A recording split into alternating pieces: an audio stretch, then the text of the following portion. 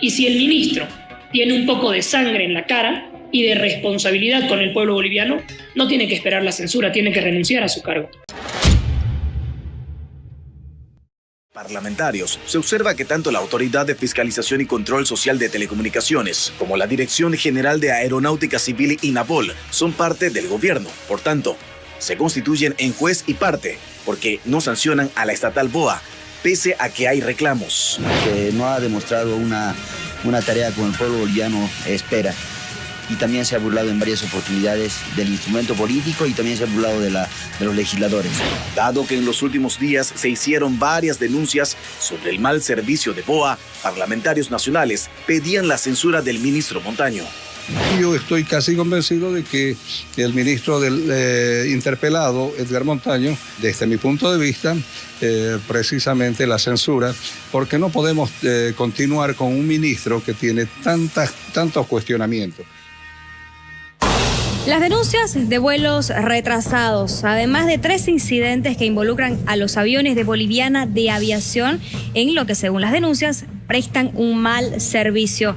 Hoy llevó al ministro Edgar Montaño a ser interpelado en la Asamblea Legislativa Plurinacional para que responda a propósito de estas denuncias. Y quien estuvo en el lugar es el diputado de Comunidad Ciudadana Jairo Guiteras, quien está con nosotros. Diputado, buenas noches, bienvenido a Que No Me Pierda. ¿Cómo está, Talma? Buenas noches, un placer conversar con ustedes, con su audiencia y con todo el pueblo boliviano que nos ve. Jairo, si nos puede detallar cuál fue la explicación del ministro Montaño, por favor. A ver, lo primero que es pertinente aclarar es que esta interpelación lleva 11 meses de retraso.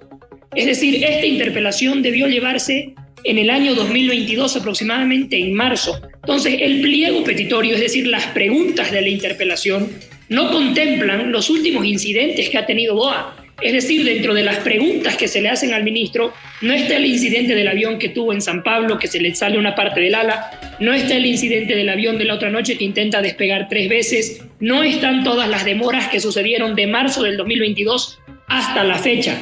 Entonces, sí, y dentro de su informe, por ejemplo, él menciona que en lo que va del año han habido cerca de 85 horas de retraso.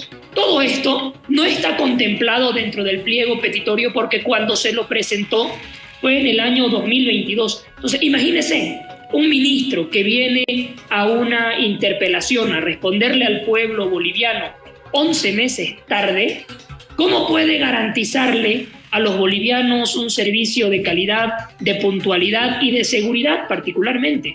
No nos olvidemos que aquí la responsabilidad del ministro de Gobierno y de las empresas que están bajo su dirección no es únicamente una responsabilidad económica del Estado, sino también es una responsabilidad con relación a las vidas de los bolivianos.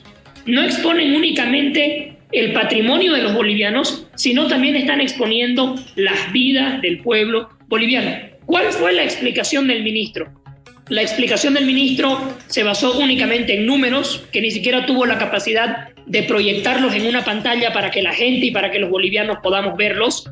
Leía una hoja de papel y de ahí la exponía cuando los parlamentarios estamos a 30, 40 metros. Entonces, realmente el ministro no le explicó a los bolivianos a qué se deben las demoras, a qué se debe el mal servicio, a qué se debe el mal estado de las aeronaves y a qué se deben las malas condiciones de los aeropuertos que no están en ciudades capitales, sino que están en las provincias. Diputado, ¿y por qué se retrasó tanto esta interpelación? Porque lastimosamente el órgano ejecutivo, el vicepresidente, que es el señor David Choquehuanca y que es presidente nato de la Asamblea, posterga las interpelaciones de los miembros del Ejecutivo. ¿Hay una protección, diputado? Sin duda alguna que hay una protección. No nos olvidemos que, por ejemplo, el ministro de Gobierno tiene retrasado una interpelación más de un año.